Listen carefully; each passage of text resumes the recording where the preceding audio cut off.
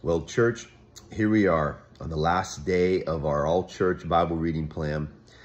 And this last devotional is on 2 Timothy chapter 4. And before I get into that, I just want to say thank you for being a part of this. What a fun journey it's been on these 38 days. And if you haven't watched the videos, you can go back. We'll keep them on YouTube so you can watch each one, get some encouragement, get some insight into each of the Bible reading plans, each of the chapters. So today I want to close us out with 2 Timothy chapter 4. And in this chapter, Paul gives Timothy some famous words as Paul is writing from a prison. He's at the end of his life. And he tells Timothy, I have fought the good fight. I have finished the race. I have kept the faith. And one of the things I love about that is in 1 Timothy, in the first letter that Paul wrote to Timothy, he gave Timothy the charge to fight the good fight. And now here he is, many years later, telling Timothy, I've ran the race.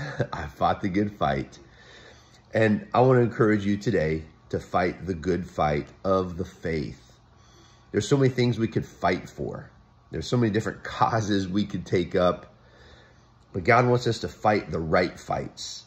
Fight the fight for our faith, for doing what's right, for being the right kind of person that God wants us to be.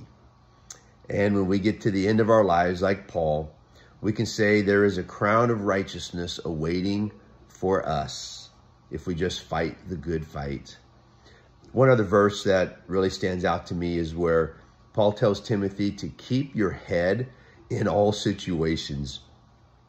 And that's so important. It's so easy to lose our cool, lose our head, do something without thinking, react instead of respond. And so as we think about fighting the good fight of the faith, a part of that means keeping our head, being smart, being wise, using the wisdom and the knowledge that God's given us so that when people look at our lives, they'll know that we're a Christ follower. Paul gave Timothy some great encouragement, and it was meant for us all these years later to encourage us in our faith. So I will hope that you're encouraged today to fight the good fight, run that race. You're going to finish that course. And there's times when you want to quit. I get it. There's times when it's too much or you think it's too much, but God says, no, my grace is sufficient for you.